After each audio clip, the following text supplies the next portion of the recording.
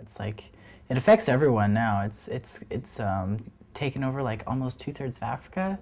Well, I know it kills you eventually. Once every. It's a disease contracted through four, right? Yeah, it's about 4. 4 bodily fluids. It would hurt, and I feel for them, but it's their pain, and it's like, what can you do? It's like all you can do is just be there for a person.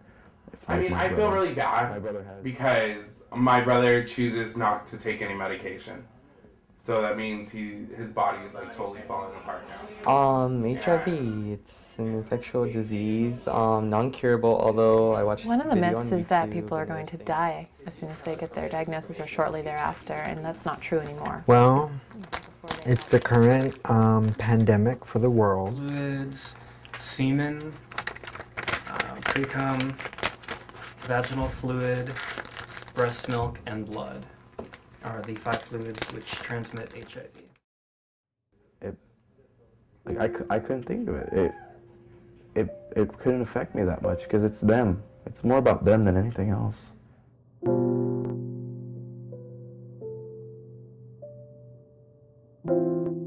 When you tell someone they're HIV positive, you realize that their lives will never Well, I be know the it's same. the type of thing that people regret having made a mistake. You never know when it's going to be you. You know, a lot of people think it'll never be them, and then it happens.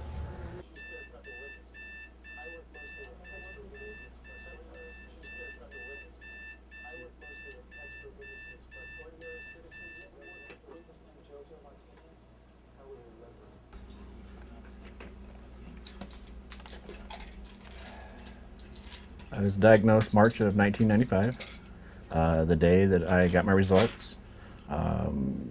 I just felt it was a death sentence.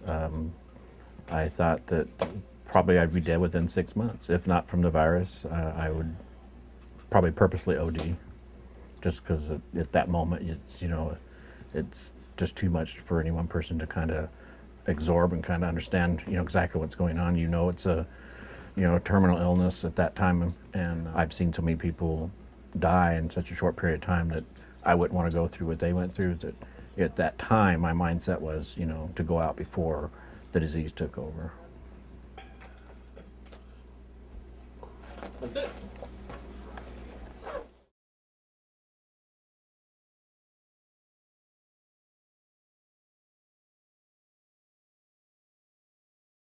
Initially, from March until October 30th, we all partied.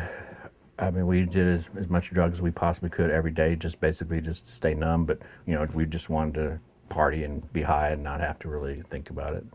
And from that point until about middle of November, I basically just started to mentally and physically burn out, and basically I felt like I was living in the gutter.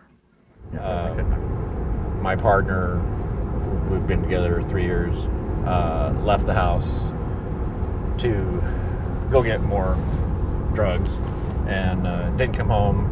At 3 in the morning, the cops were at my house telling me that I needed to come and identify him because he was in a beat to crap hotel room on the worst part of town, and that they found him dead with a needle in his arm. Took me to the hotel. They hadn't touched him. Yeah. Needle was still in his arm, but he was dead.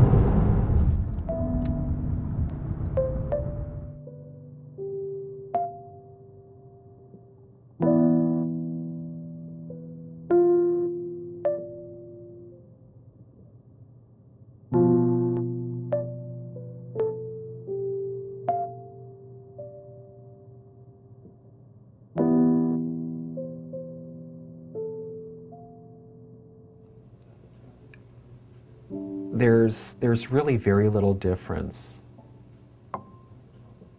emotionally between somebody who's HIV negative and HIV positive. Our clients go through the same hurts and heartaches and joys that HIV negative folks go through.